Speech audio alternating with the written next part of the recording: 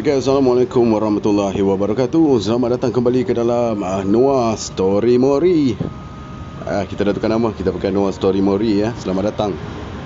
Kepada saja yang baru mampir, baru sampai saja, jangan lupa untuk tekan tombol subscribe dan loceng supaya tak ketinggalan mana-mana video selepas ini. Dan kepada yang masih lagi setia, saya ucapkan terima kasih kepada channel baru yang mengetengahkan cerita-cerita seram daripada abang-abang polis.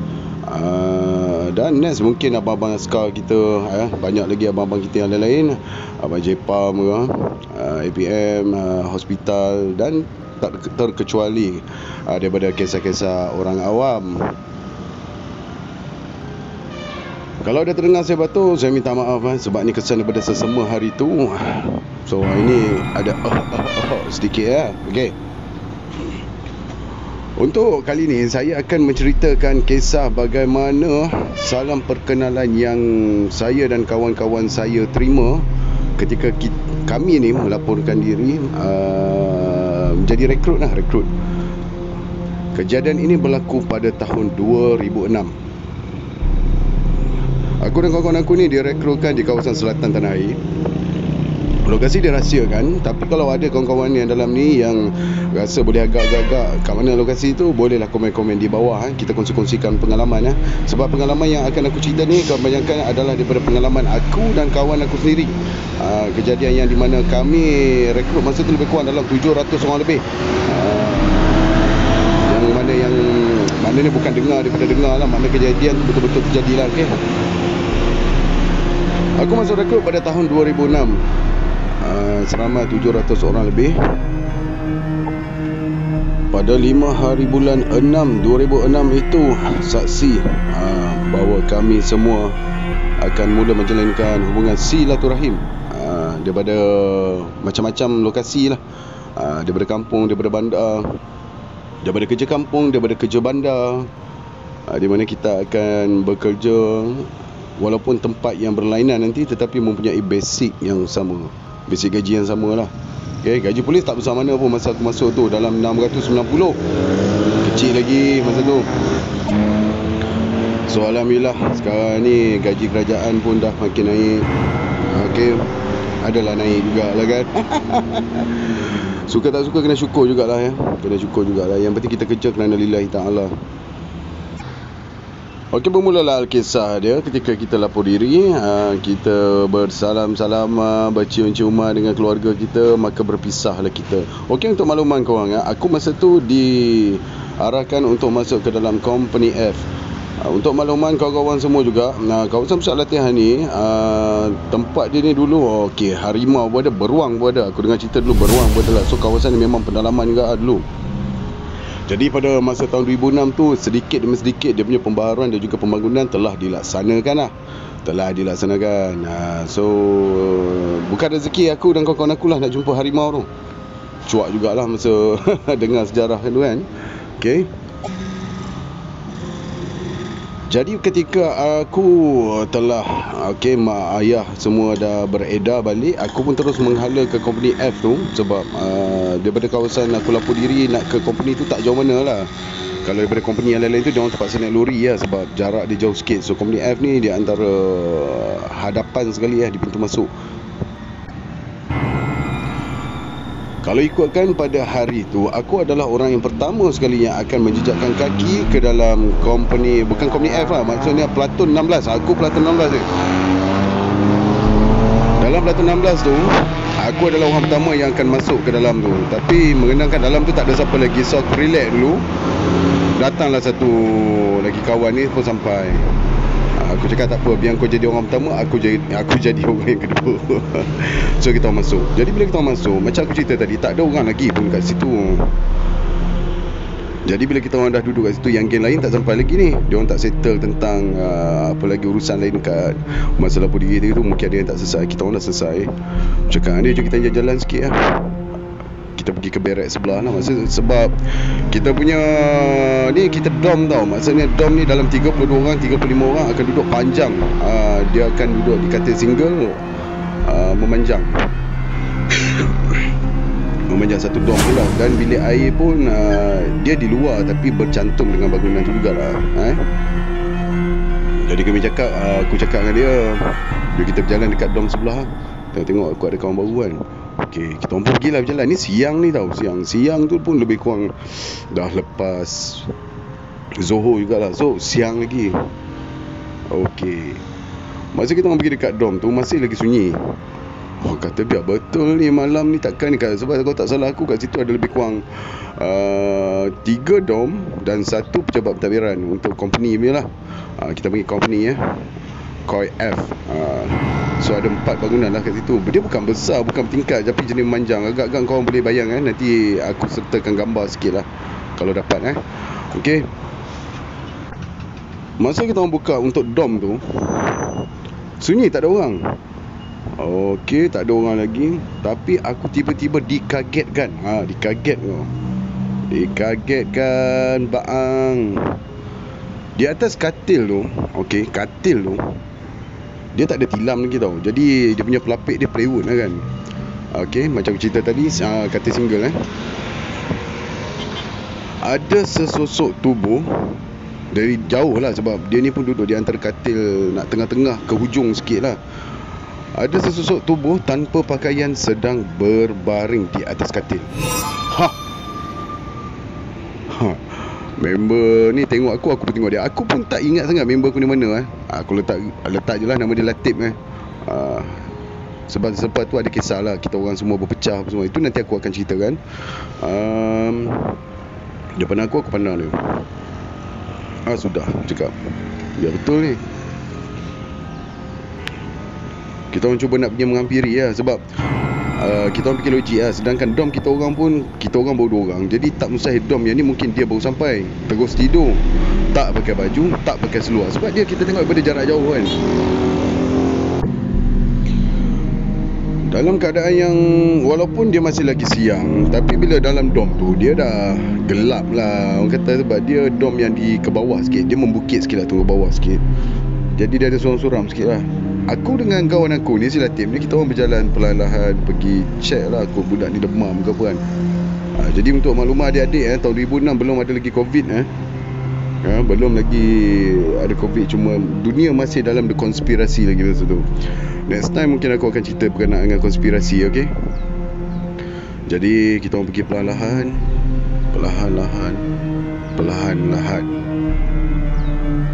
Namun tak disangka,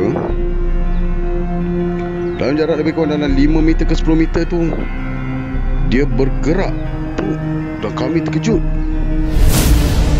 Allahu Akbar, berlari lintang pukang kita orang. Kau tahu tak, dalam petang macam tu apa yang kami jumpa?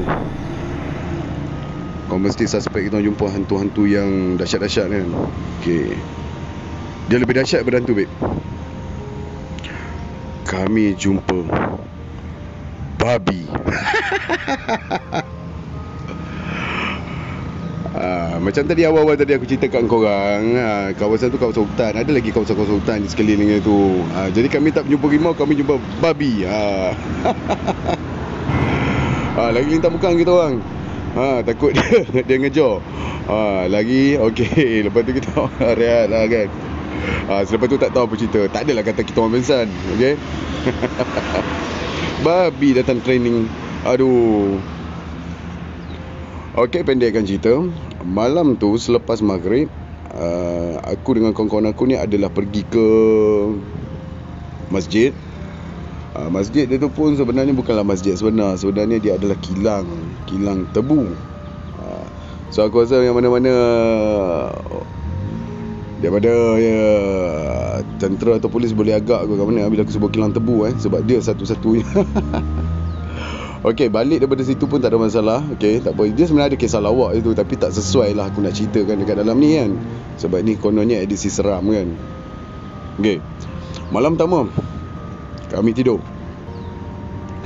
Di sini kami telah dikejutkan oleh sesuatu yang tak diduga. Okey, untuk makluman korang, aku duduk di katil nombor 2 hujung. Hujung lah, tak kisahlah hujung mana-mana pun, tapi dia hujung. Katil nombor 2 hujung. Berdepan dengan aku ada lagi katil, dan dia orang kata di belakang kepala dia tu, kepala member ni, platoon mate aku ni tandas lah. Macam aku cakap tadi, dia di luar tetapi bercantum dengan bangunan lah. Okay, ada lebih kurang dalam 2 tandas kalau tak silap. Dia tandas dan merangkap bilik air sekali lah. Lepas tu pintu untuk masuk ke dalam dom lah. Okay, pintu dom lebih kurang dalam 3 ke 4 pintu macam tu lah, sebab dia memanjang kan. Okey, kami tilam pun masa tu belum diajar lagi cara macam mana nak ikat semua. Jadi kami ikat yang santai macam kita selalu tidur dekat rumah kan. Okey, dibekalkan lagi dengan blanket. Dan juga blanket ni kalau korang nak tahu, dia jenis macam selimut hijau lah. Selimut hijau. Mungkin orang awam, wah dahsyat lah, selimut tebal, okey lah, boleh tahan sejuk dengan nyamuk kan. Tapi kalau kita orang memang takkan pakai lah. Sebab blanket ni dia berbulu, dia lain macam sikit, gatal badan. Memang gatal badan.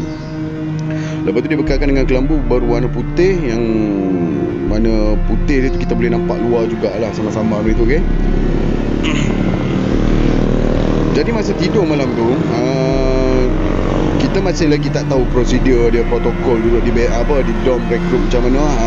Cuma lepas tu dimaklumkan bahawa kita kena tidur paling lewat pukul 12. Masa tu lewat pukul 12 lah. Tapi selepas tu dikatakan dalam tak silap dalam 11.45 kena tutup lampu dah lah. Okay,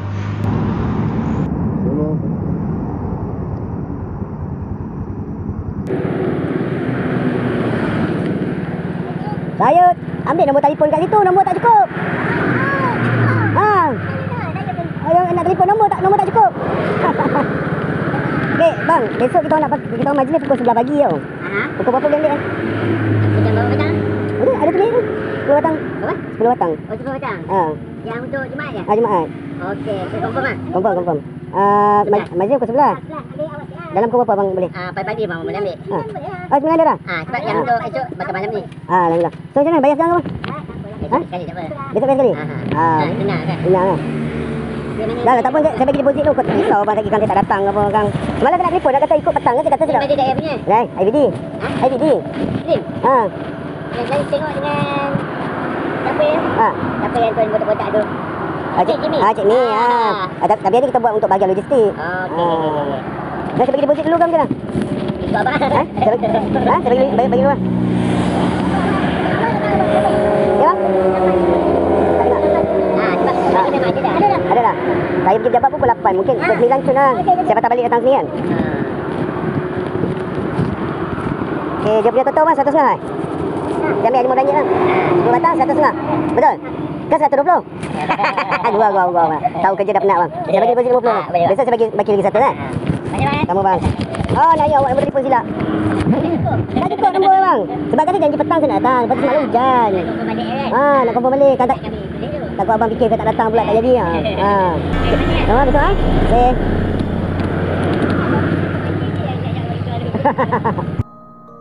Dan 11.45 kena tutup lampu dah lah. Okay,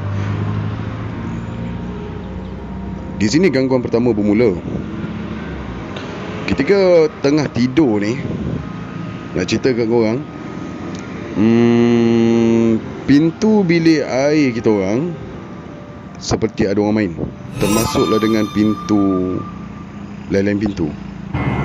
Okay, pintu ni boom, buka tutup, buka tutup. Boleh kata ke semua tandas lah. So aku ingat aku seorang je lah yang problem dengar benda macam tu kan. Lepas tu pintu dom ni seperti dibuka-buka lah. Buka, tengok, tutup. Buka, tengok, tutup. Okay, tak apa. Mungkin kita ingat tu ada spot check ke apalah kan. Cuma benda tu menjadi lebih gawat lebih kurang dalam lingkungan dalam pukul 2.30 ke 3 pagi. Tiba-tiba katil aku bergoncang. Bila dah bergoncang tu, kau agak-agak apa aku akan buat? Kamu lebih, kita ada 32 orang kat dalam tu. Takkanlah kau nak lompat lagi. Memang malulah. Sebab kita akan rekrut 6 bulan lebih. Jadi dalam kau berani ke, kau takut ke, macam mana pun, mana yang kau boleh tahan, kau kena tahan dulu. Sebab dalam tempoh 6 bulan tu dia akan menjadi sesuatu cerita bahan kelakar nanti. Orang akan ketawa dengan kau. Jadi kau takut macam mana pun, risau macam mana pun, kau kena hadap lah. Okay, kata aku bergoncang dan bergoncang. Aku tarik selimut aku Ditambah lagi dengan blanket yang gatal bagai nak gila tu, aku selimut badan aku. Untuk makluman korang juga, kalau kat situ kita dah cerita tentang kawasan tu dulu adalah ladang tebu, bermaksud kawasan tu adalah kawasan terpanas lah, antara kawasan yang mempunyai, orang kata, titik panas dalam Malaysia. So kawasan tu panas lah orang cakap kan. Jadi korang boleh bayangkan tak, aku berselimut, dari kaki sampai kepala aku tutup sampai ke pagi besok. Nak terkencing tu memang dah hilang dah rasa. Badan berpeluh cerau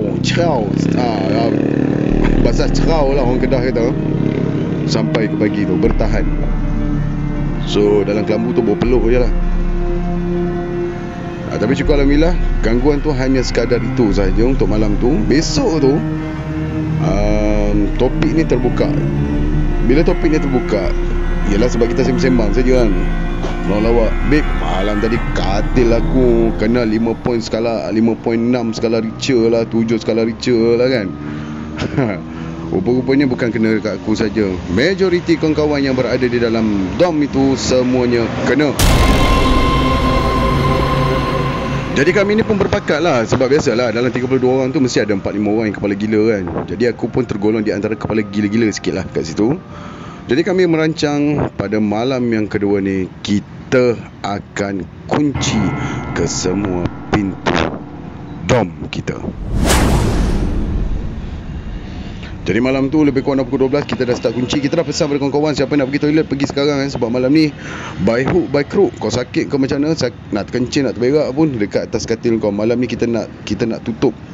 Okey. Dan jadi seperti yang dijangka, lebih kurang dah pukul 2.30 pagi. Kali ni dia bukan setakat main pintu, babe. Bunyi ketukan yang terlalu kuat. Bam, bam, bam, bam. Memang kuat. Cuma suara tak ada pula dengar pula malam tu. Setiap pintu mempunyai dentuman-dentuman dia.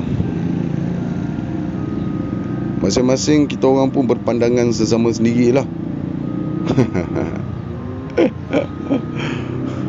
Tak lebih kurang dalam pukul 3.30, pukul 4 pagi macam tu, katil bergoncang tetap juga terjadi. Jadi peluh pada badan kita orang ni bawa sampai ke pagi, tak usah nak cakap lah. Majoriti semua orang dah kena. Sebab daripada kawan yang tak tahu cerita, yang tak diganggu pada malam pertama tu, bila dia dah tahu cerita ni, malam tu pun, malam yang kedua tu, dia kena tak kena pun, dia tetap juga berselimut. Tetap juga cuak. Sebab kita dalam satu platon ni, suka tak suka kita kena hadap sama-sama. Dalam tempoh 6 bulan ni, engkau lah abang, engkau lah adik, akulah abang kau, akulah adik kau. Tak ada orang lain, kita saja. Dan Alhamdulillah sampai ke subuh, bunyi tu dah tak ada lagi. Memang dah tak ada lah kan. Dah lama tu tak ada. Kami pun sedar waktu subuh, kami pun buka. Besok pagi kami dipanggil berkumpul oleh jurulatih dan juga orderly company. Dan kami semua telah, kita orang kena marah.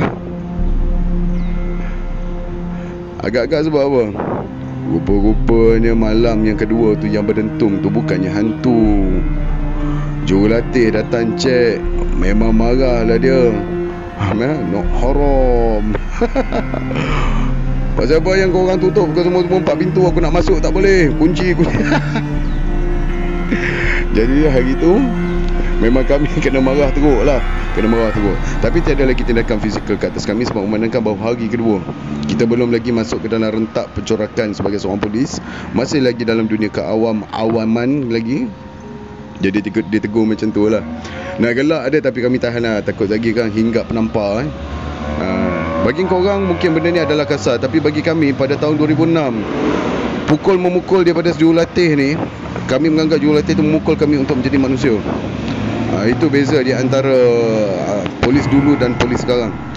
Keras dia semua. Tak adalah aku memperlekehkan polis baru. Tidak, aku tidak memperlekehkan.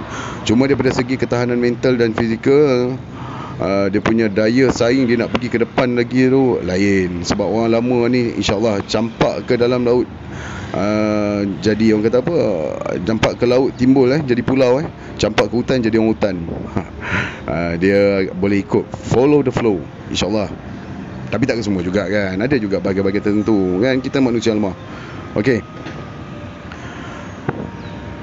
Itu part yang di mana hari aku melaporkan diri tu. Okey. Okey, kita teruskan ke kisah yang kedua. Okey, kisah yang kedua ni, selang beberapa lama lepas tu kita orang dapat tahu bahawa setiap company daripada company F dan juga company E ni akan dibubarkan. Maksudnya kalau kata engkau daripada Platon 15 ni akan bubar. Maksudnya dalam 32 orang, 35 orang ni engkau akan pergi ke Platon daripada company lain. Maksudnya 3 orang pergi ke company D, E, macam itulah. Jadi malam tu kami pun berdoa lah. Kami berdoa. Dalam tu ada seorang orang asli, tapi alhamdulillah sekarang dia dah Muslim, syukur. Dia dah Muslim, alhamdulillah. Kami berdoa semoga Allah kuatkan silaturahim kami dan janganlah dipecahkan kami daripada jangan dipecahkan kami. Maksudnya biarlah kami ni habis rekrut sama-sama. Sebab kita nak wujudkan silaturahim dalam tempoh seminggu kalau tak salah kat tu kan. Seminggu ke 2 minggu tak silap. Bukan senang bukan senang. Tiba-tiba kita berpecah nak pergi duduk ke company orang lain, ibarat macam kita jadi budak baru lah. Okey. Syukur alhamdulillah Allah makbulkan permintaan kami. Di mana company lain, contoh E dan F tu juga, dia E dan F je, dia kena beredar pergi ke company D, C, A, B. Okey, A, B, C, D lah. Dia pergi sana dan dia orang ni kena berpecah setiap pelaton. Cuma pelaton kami, pelaton 16 ni tidak dipecahkan. Dan kami ni satu pelaton terus henyak masuk ke dalam company D. Jadi kat situ kalau nak buat ragging ke apa benda, dia orang tak boleh lah. Sebab kita orang datang satu pelaton. Kita orang datang satu pelaton, ragging member kami bantai balik lah, ibarat macam tu lah. Tapi alhamdulillah company D ni memang sempoi. Company Delta memang sempoi. No ragging. Kita adalah kawan, kita adalah buddies, kita adalah sahabat, kita adalah adik-adik. Alhamdulillah. Okey, ketika kita orang pergi lapor dekat company D ni, ada kemasukan panggilan kedua tau. Maksudnya rekrut yang dipanggil, orang kata panggilan kedua. Patut dia orang ni kena lapor ke belah Borneo tau. Tapi dia orang ni ditarik untuk masuk ke pusat latihan di selatan ni lah. Jadi dia orang tak perlu ke belah Pulau Borneo lah, ke Pulau Borneo kita ni, Sabah Sarawak ni. Jadi dia orang masuk dekat company F. Okey, ini aku ceritakan untuk company F saja dulu Satu ketika tu kecoh jugalah kisah ni. Kisah di mana dia orang ni masuk sebab rupa-rupanya di company F ni dia ada kisah di mana kisah tentang seorang ibu dan juga anak. Anak ni dalam 2-3 orang tak silap aku. Anak dalam 2 orang, 3 orang macam itulah. Okey, kita senangkan cerita anak dalam 3 orang lah, 3 orang Okey. Cerita ni tak panjang. Aku cuba ringkaskan supaya korang faham. Selama kita orang duduk kat company D ni, Koi D, Delta ni, kita orang difahamkan company Fosrock ni, company F ni, dia gangguan-gangguan tu mula datang. Ada lagi dan lebih ekstrim daripada kita orang. Okey, lebih ekstrim daripada kita orang. Diceritakan balik apa yang terjadi. Aku terus cerita yang paling ekstrim lah Tak nak basa-basi sebab sekarang pun aku risau dia akan pergi sampai ke 20 minit lebih pula cerita ni nanti ni. Okay, aku tak nak korang boring sebab target aku kalau boleh 2 hari sekali satu video, 2 hari sekali satu video. Okay, 2 hari sekali satu video. Ini pun dah terlewat, ni dah hari yang ketiga. Gangguan yang dia orang terima ni, ada satu budak ni, anggota ni, dia rekrut ni lah. Okay, aku pun tak apa nak kenal dia juga. Tapi kisah ni menjadi cerita jugalah. Okay, ketika dia tidur, sebelum-sebelum ni gangguan-gangguan biasa dah. Dia goncang katil. Okay, itu kau biasa dah. Ketukan di pintu, ngilayan. Tapi yang dia terima ni bagi aku ekstrim lah, ekstrim. Aku tak tahu apa masalah yang dia buat ataupun ujian apa yang dia nak terima ni kan. Aku agak budak-budak baru sekarang tak adalah merasa benda macam ni sebab yang aku dengar pun dom tu pun dah dirobohkan. Dia orang dah buat dom baru sekarang ni. Dom baru mungkin dalam satu bilik tu 4 orang atau 2 orang duduk. So tak tension, stress macam kami dulu lah. Okay, ketahanan dia tu. Ketika dia tidur, diceritakan semula katil dia bergoncang. Okey, oleh kerana benda tu dah mungkin dah biasa. Takat katil goncang, kau goncang dah lah kan. Bukan sampai goncang sampai terbalik, sampai patah kaki katil tu kan. Tapi pada malam tu yang jadi ialah lebih ekstrim dan lebih daripada jangkauan yang kita duga sebelum ni.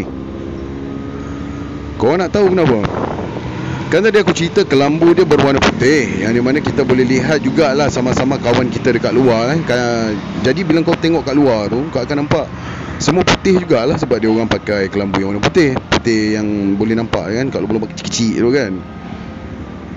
Tapi yang menjadi pelik di sini ialah dia tak nampak tau. Dia tak nampak kelambu kawan-kawan dia.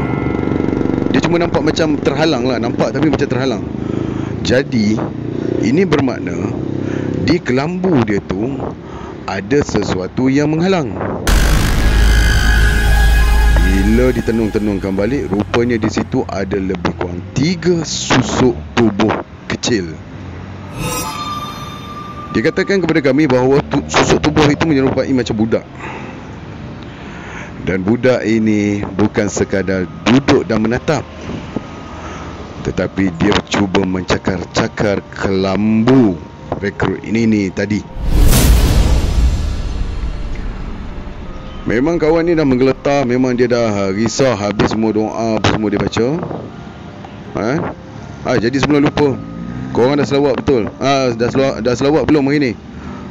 Jom kita selawat dulu. Allahumma salli ala sayyidina Muhammad wa ala ali sayyidina Muhammad. Okey, dia teruskan.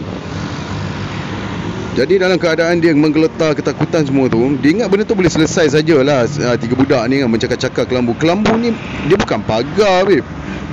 Jadi bila kelambu ni, kain kau bayangkan, bila sentuh kan dia boleh macam melembut kan? Maknanya boleh menyentuh sampai orang ke dalam lah kan. Okey, cuma mujur ni sebab kelambu tu kita dah diajar cara mengikat ketat lah. Okey, jadi dia dan kami ingatkan benda tu setakat itu saja. Rupanya selang dalam beberapa minit, rupanya ada lagi yang datang. Yang datang kali ni bukanlah sekawan-kawan dia, tetapi yang datang kali ni adalah ibu kepada budak-budak. Didapati yang tadi, anak tadi dia bermain di keliling katil, yang si ibu ini berterbangan meniarap di atas kelambu. Wow, kiri duri, kanan pun berduri. Dari mana ke mana hendak amba melangkah. Dah macam lagu lah. Jadi nak tak nak dia terpaksa menerak mah. Jadi dia punya berpeluh memang kau bayang macam aku cerita tadi kan. Tapi syukur alhamdulillah lah, dia sekadar mencakar dan mengganggu, menunjukkan rupa dia. Rupanya pucat, mata merah, rambut mengerbang, mencakar-cakar kelambu itu. Termasuk anak-anak. Jadi benda itu berterusan sampai ke pagi. Dan itu menjadikan satu kisah angker yang pertama lah bagi kita orang dalam lingkungan 2 ke 3 minggu ketika berada di pusat latihan tersebut. Okey, moral of the story daripada cerita kisah ini kita pergi ke tempat baru, jangan bawa benda-benda yang terlarang. Buangkan sifat riak, buangkan sifat sombong, buangkan sifat angkuh. Kerana kita tak tahu di sesuatu tempat itu siapa yang lebih dahulu daripada kita. Menghormati orang lain itu adalah perkara yang perlu. Menghormati makhluk-makhluk lain juga adalah harus juga. Jangan kita buat keras kepala, ikut kepala kita sendiri. Apapun, terima kasih aku ucapkan kepada semua yang mendengar cerita ini daripada awal sehingga habis. Aku akan cuba perbetulkan lagi cara penyampaian aku kepada kawan-kawan semua. Kita akan berusaha lagi untuk memantapkan lagi channel ini. Kepada yang belum subscribe, jangan lupa untuk subscribe dan tekan tombol loceng. InsyaAllah untuk video seterusnya nanti aku akan ceritakan lagi pengalaman-pengalaman di company pusat latihan ini secara step by step. Sabar dan menanti bagaimana kisah tentang aku berjumpa sesuatu di dalam tempat terbakar lah apa semua tu kan. Nanti aku akan ceritakan insyaAllah. Jadi pada kawan-kawan yang daripada pusat latihan yang aku sebutkan tadi, kalau ada pengalaman lain, ada nak tambah-tambah apa benda, boleh share di dalam ruangan komen supaya kita dapat berkongsi maklumat yang terdahulu dan juga terkini. Terima kasih, dan aku pun dah nak sampai kat tempat kerja. Aku ucapkan terima kasih lagi. Semoga kita akan berjumpa lagi di dalam video yang akan datang, insyaAllah. Assalamualaikum warahmatullahi wabarakatuh.